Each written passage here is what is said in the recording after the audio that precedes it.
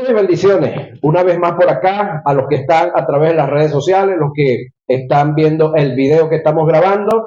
Les bendecimos en Cristo Jesús desde el Centro de Avivamiento Mi Refugio. Este es su ministerio de la enseñanza dirigido pues por su servidor Octaviano Torres, trabajando en el área de restaurar, trabajando en el área de mostrar las verdades que están ahí en la Escritura, que a algunos no les conviene, pero creo que a Dios, su reino, y a nosotros los que pensamos como Dios, nos conviene mucho. Sí, por eso somos reformadores. No caemos muy bien, pero lo de caer bien o caer mal se lo dejamos a los paracaidistas, que son los que deben de caer bien porque si no se quiebran los huesos. Ahora, vamos a entrar al tema Gálatas capítulo 6, verso 1. Vamos a estar leyendo algunos puntos acá y luego vamos a estar leyendo los textos que ya están repartidos entre la hermosa audiencia que tengo hoy en la mañana. Contento de tener este grupo pues, de los hermanos allá de Falcón. Saludamos por allá al Vino, que lo dejaron con... No, siempre se quedó el hijo mayor, ¿verdad? Cuando no está el hijo mayor se queda con el perro, el gato, el burro y la mula y las vacas. Bueno, damos gracias a Dios por esa familia que Dios me permitió conocerla y que nos hemos estado entreayudando en varias áreas. Sí, esto es una familia que Dios ha unido para impulsarnos y para motivarnos y para que sigamos adelante y sigamos extendiendo, viviendo y extendiendo estas verdades que nos han cambiado la vida para bien, porque creo que los que conocen al Vino, si usted no lo conoce, procure conocerlo. Y no saben quién era el Vino, qué tenía el Vino antes de llegar a esta bendición de la palabra, pues feo la vida yo. Pregúntenle a Dayano ya. Pero bueno, Dios les ha bendecido a través de esta palabra. Que nosotros ya hemos sido los instrumentos, gloria a Dios por eso. Gálatas capítulo 6 dije, verso 1 en adelante, dice lo siguiente: hermanos, si alguno fuere sorprendido en alguna falta, vosotros que sois espirituales, oiga la expresión, vosotros que sois espirituales, restauradle con espíritu de mansedumbre, considerándote a ti mismo, no sea que tú también seas tentado. Luego dice el verso 2, que aquí está el fundamento: sobrellevad los unos las cargas de los otros y cumplir así la ley, óigame, de Cristo. Y cumplir así la ley de Cristo. La palabra Cristo es ungido y todos sabemos que se refiere a Jesús, el Hijo de Dios, el Dios encarnado, el Dios con nosotros. Ahora, ¿quién escribe? Pablo. ¿Quién inspira? El Espíritu Santo. Le da a entender estas verdades. ¿A quién se lo escribe? A una comunidad de varias congregaciones o de varias iglesias locales que estaban en un territorio de Galacia. Eran varias congregaciones, de las cuales pues ellos habían sido captados al evangelio, habían sido evangelizados por Pablo, habían entrado en comunidad como cristianos, y después que Pablo hizo un gran trabajo en la zona, pues detrás de Pablo vinieron unos encubiertos del judaísmo a tratar de torcer la verdad que Pablo les había enseñado de salvación por gracia, de salvación por los méritos de Cristo, no por obra alguna que nosotros podamos hacer, no por guardar la ley que ya había llegado a su fin. Ya la ley que Dios le había dado a Moisés había cumplido su propósito y había llegado a su fin. La palabra fin tiene ahí dos connotaciones: una, fin de final, y otra, fin de objetivo. Las dos ya se habían dado para efecto de la ley. Fin de final en cuanto a esta primera etapa, porque la ley que Dios le dio a Moisés se va a activar nuevamente por un periodo de tiempo para cumplir propósito de Dios, pero también había cumplido el fin de entregarnos en las manos de Cristo en maldición, para que Cristo nos redimiera de la maldición, del pecado y de la maldición que la ley nos expresaba por causa de estar en pecados. Ahora, está escribiendo a una comunidad de creyentes, a una comunidad de nacidos de nuevo, Esta comunidad de creyentes y esta comunidad de nacidos de nuevo, creo que tenían el pleno conocimiento que ya usted tiene, de lo cual, estudiando, leyendo y revisando el libro de Juan, hemos entendido que lo que Cristo ofreció y lo que nos dio fue vida eterna. Según Juan 3:16, al final dice, para que todo aquel que en él cree no se pierda, mas tenga vida. ¿Qué es lo eterno? Es donde la pregunta está seria. ¿Qué es lo eterno? Es lo que no cambia, no fenece, no se extingue, no se espuma, no caduca, no tiene variación, sencillamente es vida eterna. Ahora, ¿sabe usted que el mundo, incluso los familiares suyos que no son cristianos, ellos solamente existen, no tienen vida? Existen, pero no tienen vida. Ellos mueren en la condición que están, van a un lugar de tormento. Sin embargo, usted muere en la condición, en el estado espiritual que usted está, va a un lugar de reposo, de tranquilidad, a esperar que se cumpla lo otro que está escrito, que es resurrección en el día del arrebatamiento, para entonces vivir por la eternidad con Cristo Jesús. Ahora, en el caso del mundo, ellos tienen existencia, pero no tienen vida. Ellos están en pecado, están muertos. Ahora, el detalle está que usted y yo, los que tenemos vida, la vida que tenemos, espiritualmente hablando, es eterna. Físicamente, puede que lleguemos a morir. Puede que lleguemos a morir. Cuando le digo puede que lleguemos a morir, es que Pablo, hablando, promete de parte de Dios arrebatamiento a la iglesia, y los que estemos en vida para el momento del arrebatamiento de la iglesia, dice que seremos transformados. Es decir, no veremos muerte. En el caso de los que estemos vivos para el momento que se dé el arrebatamiento de la iglesia. El caso es que el arrebatamiento de la iglesia está enmarcado en la doctrina de lo inminente. No hay señales.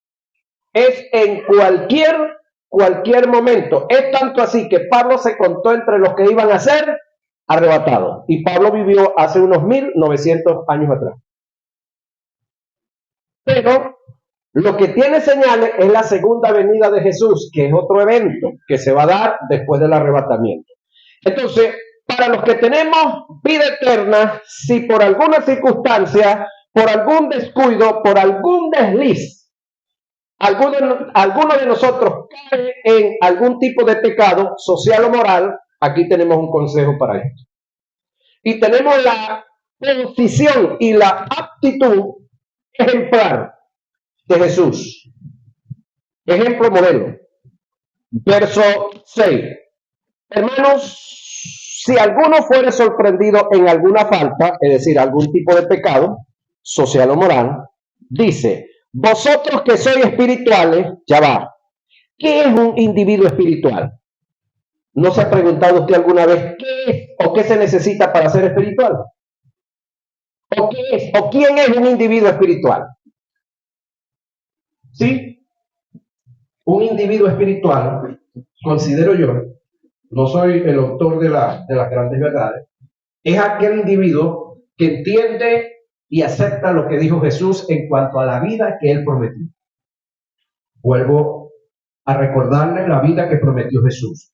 Según Juan 3:15, para que todo aquel que en él cree no se pierda, mas tenga vida eterna. 16, para que todo aquel que en él cree no se pierda, mas tenga vida eterna. El 18, el que en él cree no es condenado, mas el que no cree ya ha sido condenado. ¿Por qué es condenado el que es condenado? Porque no cree. El 36 del mismo 3 también habla de vida eterna. Y si usted le echa una leída, una revisada al libro de Juan, usted va a conseguir el término vida eterna, tácito así como tal, más de 25 veces, casi 30. La mayoría de los que están aquí ya saben eso. Conocer eso, aceptar eso y aferrarse a esa verdad, yo considero que es un hombre o una mujer espiritual.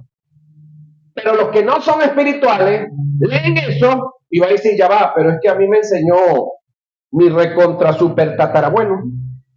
A mí me enseñó el obispo tal, el arzobispo tal, el maestro X, el pastor tal, el profeta fulano y el evangelista mengano me enseñó que yo podía perder la vida espiritual. Ya va. Por encima de Pablo y por encima del Espíritu Santo, ¿habrá alguien mayor que ellos? Bueno, te la pongo de otra forma. Por encima de Jesús, ¿habrá alguien mayor que él? De todos los hombres y de todas las mujeres que puedan decir y escribir algo. No. ¿Qué dijo Jesús que nos ofrecía y que venía a darnos? Y si Jesús dijo que era vida eterna, es vida eterna. Que diga lo que diga Arturo Jiménez y compañía, toda la organización y las 200 iglesias que están en el movimiento donde él vivió, que diga lo que diga, por decir algo, Jaime Puerta y las miles de iglesias que tiene aquí en Venezuela y en cualquier parte del mundo, que diga lo que diga, el que diga lo que diga, independientemente de lo que ellos digan, por encima de Cristo no está. ¿Sabe por qué? Porque los que le antecedieron a la enseñanza que usted ha oído, toditos se murieron, excepto los que están vivos, que se van a morir todos. Pregunto, ¿alguno de ellos ha resucitado? Cristo sí resucitó. Y vamos a hablar por aquí un poquitico de Cristo hablando con alguien después de resucitado. Y antes de resucitado también. Entonces, por encima de lo que digan los hombres está la palabra de Dios y punto. El único que tiene cielo es Dios. Y el único que te pudo negar la entrada al cielo es Dios. Y no te la negó. Te brindó la oportunidad de que tengas vida y vida eterna. Hablando de la parte espiritual. Físicamente, todavía la humanidad, nosotros como humanidad, estamos sujetos a la muerte. Pero viene el día que también nos vamos a librar de ella. Y no está muy lejos. El día en que esto corruptible, hablando de su mente, sea vestido de incorrupción, y hablando de este cuerpecito hermoso, esto mortal sea vestido de inmortalidad. Eso ya está prometido. Ahora pregunto, ¿quién lo prometió? Dios por la boca de Pablo. Dios Espíritu Santo por la boca de Pablo. Pregunto, ¿alguno de los líderes fundadores de cualquier organización cristiana, de cualquier religión, de cualquier federación, de cualquier concilio, han prometido eso? No, no tienen cómo. Pero Dios sí. Entonces aquí es donde usted y yo nos tenemos que aferrar ¿a quién? A Dios y a su palabra. Independientemente de lo que digan los hombres. Ahora, lo que digan los hombres, usted y yo lo tenemos que juzgar aquí, en la Biblia. Si lo que dicen los hombres está apegado a la Biblia, bienvenido a lo que digan los hombres. Si lo que dicen los hombres no está apegado a la Biblia, entonces se lo dejamos allá. Mi respeto, pueden hablar muy bonito, pueden tener ideas muy bonitas, pero no las aceptamos porque no tienen fundamento bíblico. Entonces, eso es ser espiritual. Y para ustedes espirituales, óigame, vosotros que sois espirituales, restauradle. ¿Cuál es el trabajo suyo y mío? Restaurar con espíritu de mansedumbre. ¿Cómo lo vamos a restaurar? ¿A palo? ¿A insulto? ¿Cómo es que vamos a restaurar al que sea sorprendido en alguna falta?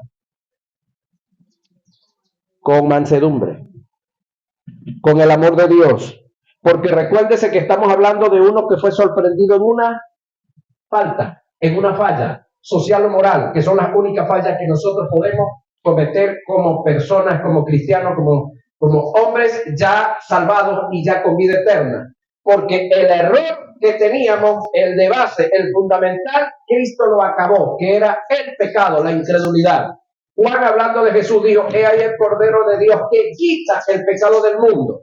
¿A dónde lo consiguió Cristo a usted? En el mundo. Le quitó el pecado. Deja de ser mundo usted y pasa a ser iglesia. Entonces ahora usted es iglesia una vez y para siempre. Amén.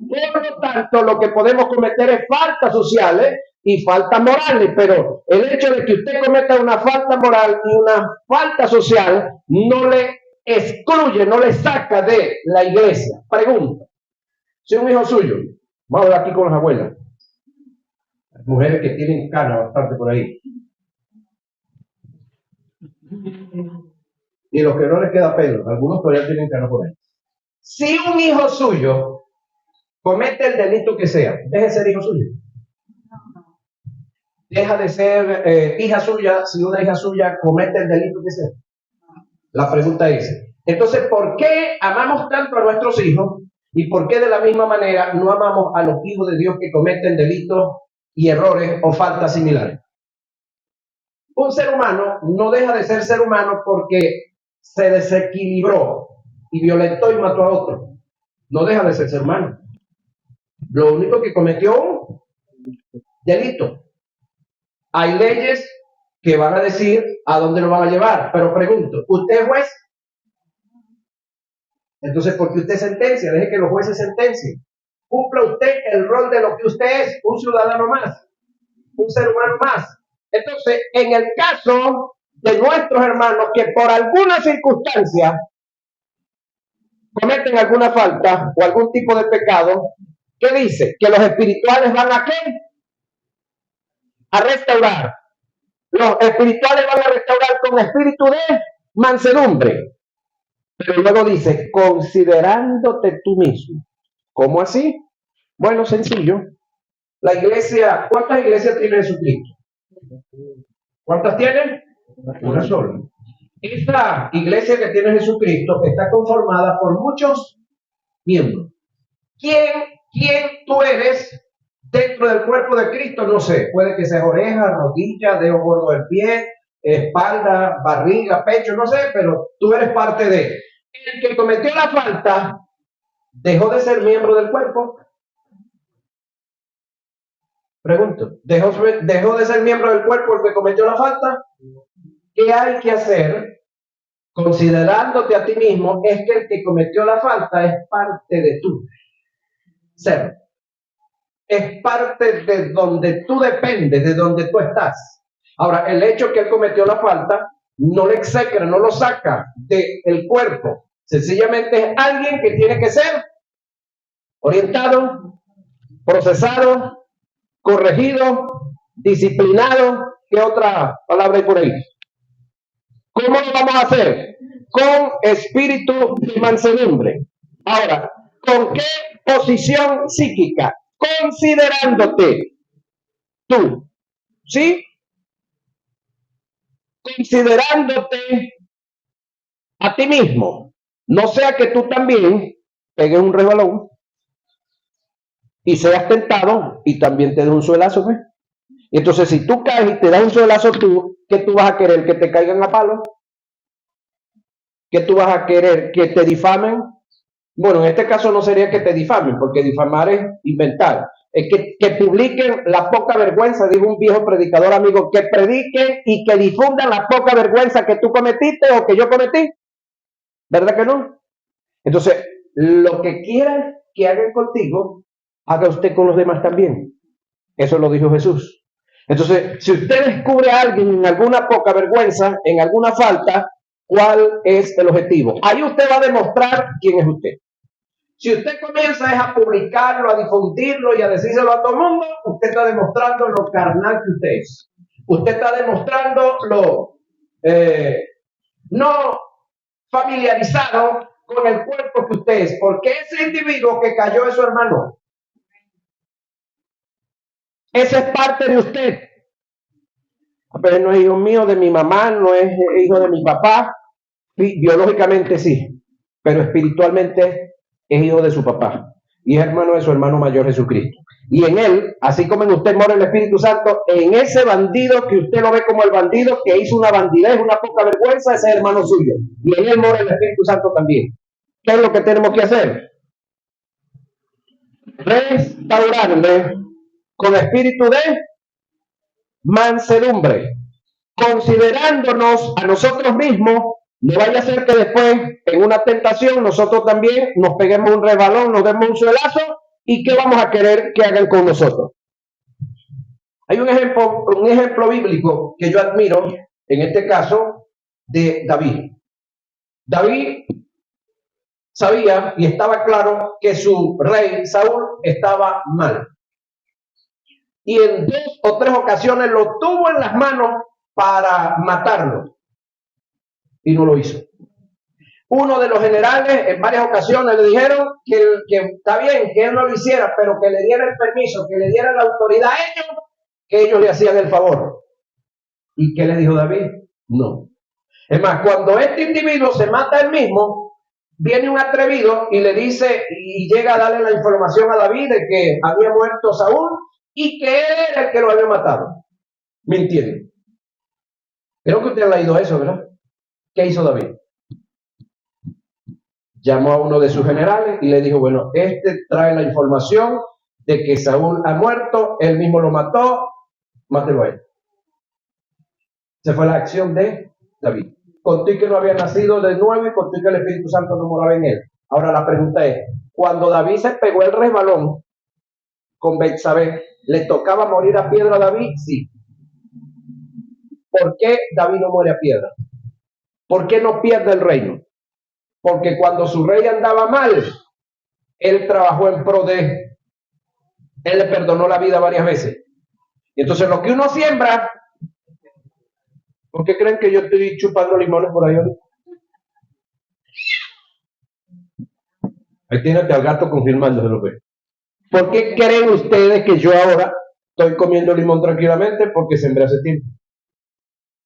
Ahora, el que siembra para lo bueno, cosecha de lo bueno.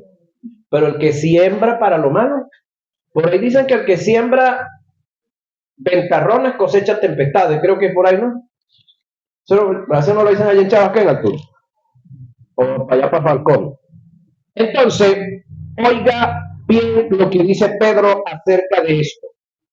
Primera de Pedro 2:24 dice lo siguiente. Debemos practicar el amor. Jesús es el ejemplo más grande de amor, vivido en la práctica. Y estamos hablando del amor agape, no del filí ni el ero. Agape. Creo que aquí todos están claros cuál es el agape y cuál es el filí y cuál es el ero. Primera de Pedro 2:24. De paso, Pedro el que escribe esta realidad, con él se hizo esta práctica en lo unipersonal. ¿Qué dice Pedro? 2:24. ¿Quién llevó él mismo nuestros pecados en su cuerpo sobre el madero, para que nosotros, estando muertos a los pecados, vivamos a la justicia? Si subís al 21 y me lo lees desde el 21 a ver qué es lo que dice. Pues para esto fuiste llamados, porque también Cristo padeció por nosotros, dejándonos ejemplo, para que sigáis sus pisadas, el cual no hizo pecado, ni se halló engaño en su boca. Correcto. Quien cuando le maldecían no respondía con maldición. Cuando padecía no amenazaba, sino encomendaba la causa al que juzga justamente. Correcto. Quien llevó él mismo nuestros pecados en su cuerpo sobre el madero, para que nosotros, estando muertos a los pecados, vivamos a la justicia, y por cuyas heridas fuisteis sanados. El más grande ejemplo de amor lo tenemos ¿en quién? En Jesús. A Cristo es que le decimos que usted busque, conozca y se modele a ese modelo. No a ningún líder X de ninguna índole religiosa, ni partidista, ni social de ningún índole. Cristo es el gran modelo a seguir. Ahora, reitero, en cuanto a la vida, ¿qué enseñó Cristo en cuanto a la vida? Que la vida que tenemos es eterna. Y si Cristo dice que la vida que tenemos es eterna, ¿quién soy yo para decir lo contrario? Ahora, el que diga lo contrario, a mí me tiene sin cuidado porque yo dependo de Cristo, no de los hombres, no de hombre alguno. Entonces, el gran modelo de amor es Cristo, el cual cuando blasfemaron, cuando hablaban mal de él, lo bendecían. Cristo, aunque vivió bajo la ley en la cual era ojo por ojo y diente por diente, amarás a tu amigo y aborrecerás a tu enemigo, Cristo vino y cambió ese detalle. ¿Qué dijo Cristo? ¿Oíste que fue dicho a los antiguos? Y luego dijo, mas yo digo ahora. ¿Cómo se llama eso? Reforma. Mateo capítulo 5 y 6, que es el gran sermón del monte. Se lo recomiendo que lo lea, que lo analice, que lo estudie. El gran sermón del monte que abarca los dos capítulos. Mateo 5 y Mateo 6. Habla acerca de más de entre 4 a 6 veces Jesús habla, oíste que fue dicho a los antiguos. Es decir, se estableció en una primera ocasión, se estableció en una primera oportunidad, mas yo digo ahora. ¿Quién es ese que dice mas yo digo ahora? El mismo que estuvo antes cuando se estableció lo que se estableció, pero a ella se conocía como el verbo de Dios. ¿Sí? Se le conoció como el ángel de Jehová, se le conoció como la palabra de Jehová. Entonces, ahora él mismo enviado por Jehová y por su Espíritu Santo trae reforma, trae cambio. Y muchos no quieren aceptar los cambios y la reforma que él vino a traer porque lo mandaron, no porque quiso venir. Ahora, lo que Cristo hizo no lo hizo porque él meramente quería. Él en muchas ocasiones lo dijo, que él no venía a agradarse a sí mismo. Él venía a agradar ¿a quién? A su Padre. ¿Sí? Seguimos avanzando sobre el tema. El más grande ejemplo de amor lo tenemos acá, donde él llevó el pecado de nosotros, quitó el pecado de nosotros para que nosotros estemos libres. Vamos a ver qué nos dice el Salmo 146, 7 y 9. Y se me pone prevenido. Juan 4, 7. Salmo 146, 7 y 9. Y prevenido Juan 4, 7. Y Romanos 15, 1 al 3 prevenido también.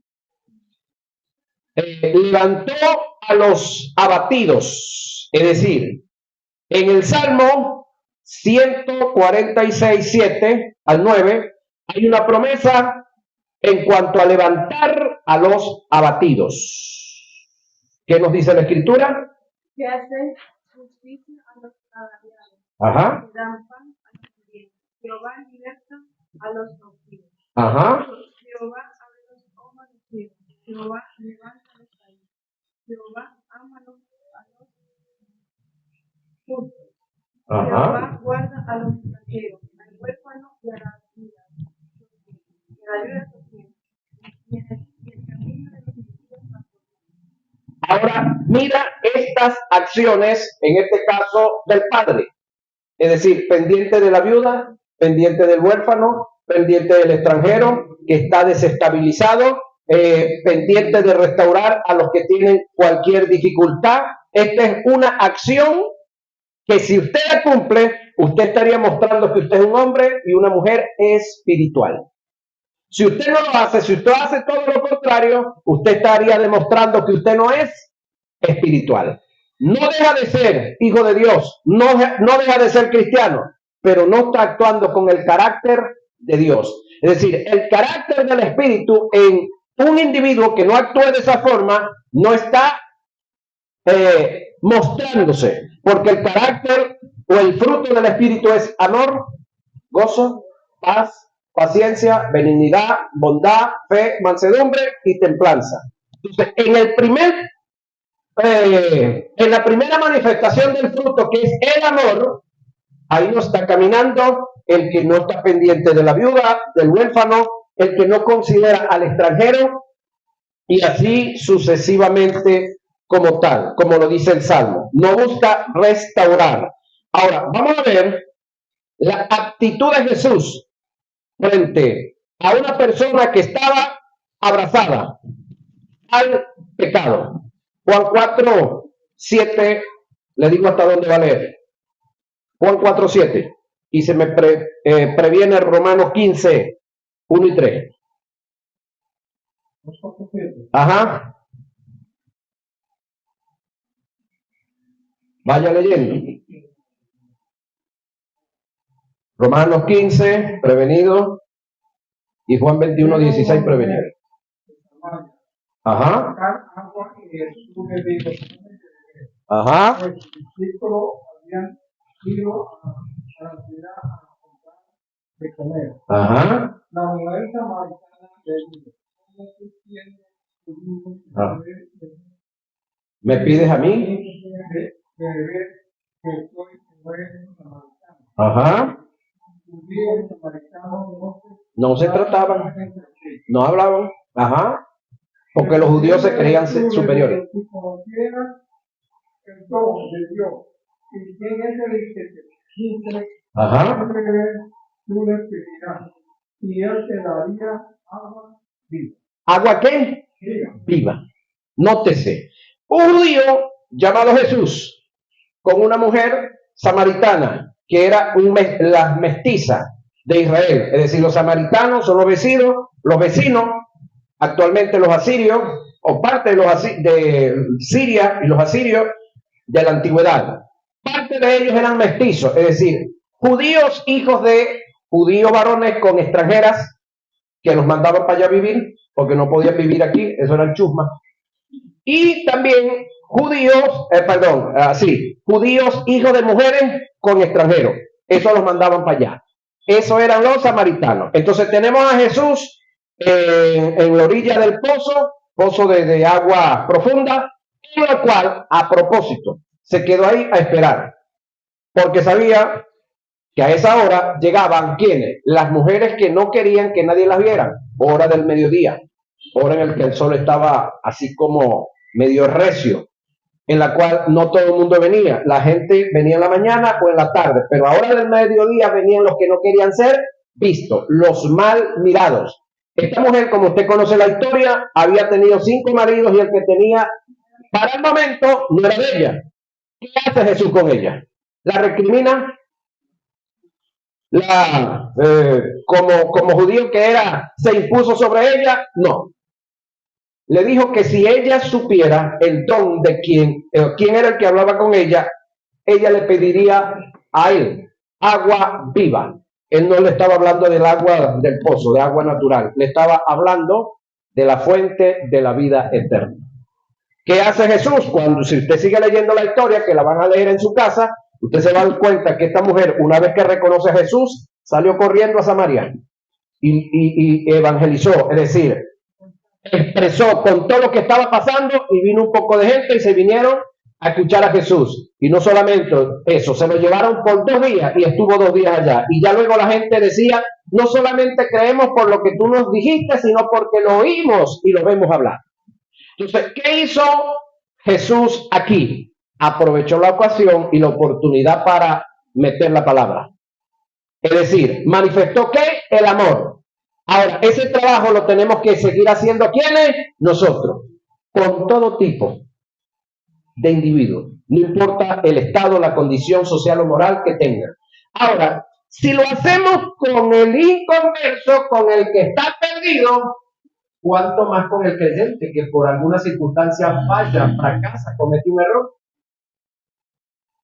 ¿Se copia esa, verdad?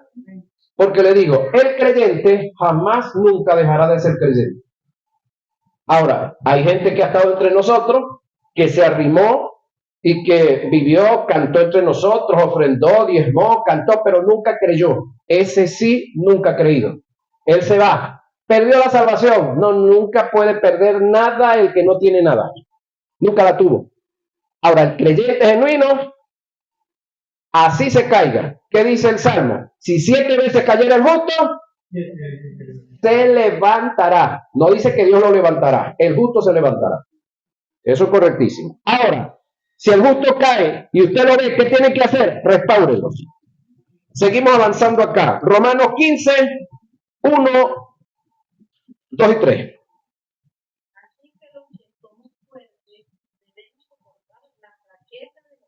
Eso, escuche eso otra vez. Repítalo. Me suena chévere. Ajá. Quiere decir que si usted vio a Argeni que se malogró, que se cayó por allá, usted no tiene que salir a decir, si lo hace Argeni, yo también. Entonces, qué fuerte es usted. Si lo hizo Argeni, está mal hecho. ¿Qué vamos a hacer con Argeni? Restaurarlo. No, si lo hace Jesús, que es el hijo del pastor, yo también. Entonces, ¿dónde está la fortaleza? ¿No eres fuerte? Entonces, el fuerte tiene que mantenerse, ser sólido y decir, wow, pero yo lo voy a restaurar. Yo lo voy a levantar. Y va y lo busca y le hace ver lo mal que hizo y de una vez le dice, no voy a dejar de orar por ti y no voy a dejar de ayudarte hasta que nuevamente no estés firme y de pie. Sigue leyendo. Y no Ajá. cada uno de nosotros agradece lo que es bueno para edificación. Porque ni aun Cristo se agradó a sí mismo, antes bien, como está escrito, los imperios de los que perseveraban cayeron sobre él. Ajá. Entonces, entendamos esta verdad. Los que decimos que somos fuertes son los que andan restaurando a los que por alguna circunstancia cometen cualquier desliz, cualquier error. Entonces, si tú eres fuerte, demuéstrelo con hechos, no lo diga con palabras. ¿Cómo? Restaure. ¿Cómo? Permanezca de pie. Se cayó todo mundo, usted siga de pie, porque este es nuestro mundo. Acuérdense de la historia. Mamá, voy para tal parte. Ajá. ¿Y quién le dio permiso? No, pero es que vaya todo el mundo. Usted no es todo el mundo. ¿Sí? Se cayó todo el mundo. Usted no es todo el mundo. Y ya. ¿Usted es quién? Un hombre o una mujer que está en Cristo Jesús y está fortalecido en Dios y en su palabra. ¿Qué dice Romanos 21:16?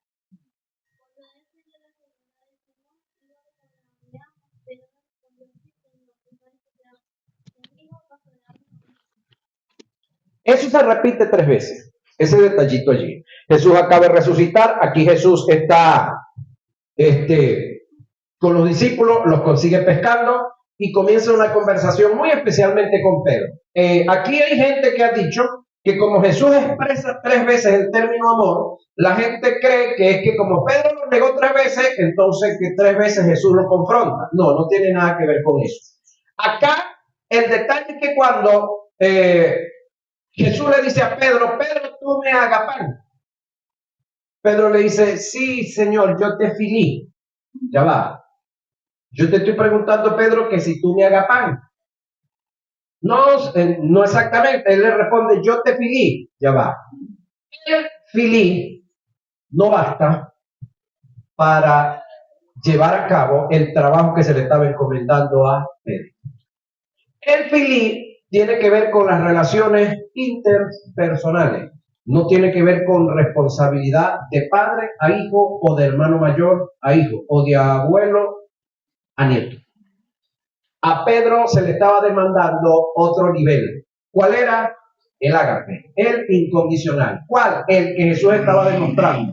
El que todos ellos se habían ido a pescar, el que todos ellos se habían escandalizado de él en la cruz, el que todos ellos le habían dado la espalda, el que todos ellos, cuando Jesús resucitó, no sabían exactamente quién era, y él siguió ahí. Él insistió, él permaneció. Porque aunque los demás se escandalizaron, él no se escandalizó. Él permaneció. Aunque ellos demostraron miedo y temor, Jesús se mantuvo en fe. Jala Pedro y ya a la tercera vez le cambia el tema y le dice, entonces tú me filí. Pedro entra a llorar y le dice, Señor, tú sabes todas las cosas. Ahora pregunto, ¿Pedro podía en este momento filí a Jesús? Hágase la pregunta usted. Pedro en este momento tenía la capacidad de amar con el amor ágape a Jesús, o solamente filí. Por 3 años lo había conocido, había filí, había una amistad, había una relación. Pero Pedro, aunque ya aquí había recibido la impartición de la vida eterna, que la reciben en el capítulo 2, verso 22 de Juan, aquí Pedro no era templo y morada del Espíritu Santo. Por lo tanto, en Pedro no había el fruto del ágape, porque no era templo y morada del Espíritu Santo. Aquí se le estaba demandando, no injustamente, pero sí se le estaba mostrando hacia donde él iba a caminar muy pronto. Ahora, Pedro después de Hechos capítulo 2, cuando reciben el Espíritu Santo, bueno, Pedro estuvo capaz y fue capaz hasta de morir en una cruz, colgado con la cabeza para abajo y los pies para arriba. ¿Por qué razón? Porque en su corazón había agape, por causa de Dios y de su reino. Entonces, acá Jesús podemos verlo buscando ¿a quién? A los que no habían permanecido en su realidad, en su verdad. Y eso es parte de lo que usted y yo tenemos que hacer. Y vamos cerrando con esto. Lucas 14, 12. Lucas, sí, 14, 12. Mi Consuelo agarró la calle. Por favor, alguien que lo auxilie, que la auxilie. Mientras tanto, seguimos avanzando. Yo tengo Gálatas 2 y se me prepara Angelito con Marcos 12:31. También dijo Jesús al que lo había invitado: cuando des una comida o una cena, no invites a tus amigos, ni a tus hermanos, ni a tus parientes, ni a tus vecinos ricos, no sea que ellos a su vez te inviten y así seas recompensado. Escuche lo que dice Jesús. Jesús está hablando por causa de que había gente que les gustaba ayudar en el área social. Hacían banquete, hacían comida y cuestiones, y Jesús da una recomendación. Cuando usted vaya a darle algo a alguien, procure dárselo al que no tiene cómo recompensarlo. ¿Por qué razón? Porque usted entonces va a ser recompensado después de la resurrección. Pero si usted es el que le gusta repartirle sopa al que más adelante lo puede llevar a comer pollo frito, si usted es el que le reparte sopita de hueso al que después lo puede llevar a comer cachama frita, ¿qué es lo que está haciendo? Es un interés. Entonces, cuando usted haga una labor social, hágala ¿sobre quién? Sobre el que usted sabe que no tiene cómo. Ayude al verdadero necesitado para que entonces sea recompensado por Dios. Ahora, cuando una persona está en condición de pecado porque cometió una falta, pregunto, ¿no necesita la ayuda? Ese es el que verdaderamente necesita la ayuda. Y cuando usted le la ayuda, hágalo callado la ayude, restaure. Pero no vaya después de boca abierta a decir lo que hizo. Haga como dice el texto, lo que hizo la derecha, hágalo para Dios, para el reino. Hágalo con esa actitud y con esa posición que usted debe tener como persona espiritual.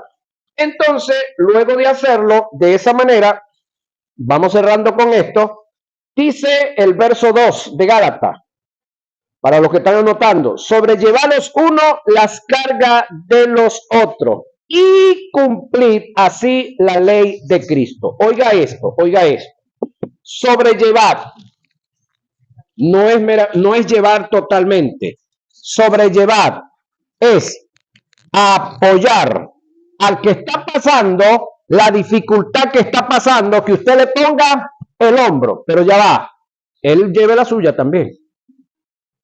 ¿Sí? Que él lleve la suya. Usted va a sobrellevar ¿al quién? Al otro. ¿Para que se levante? Para que avance. Para que cumpla el propósito para el cual él fue llamado.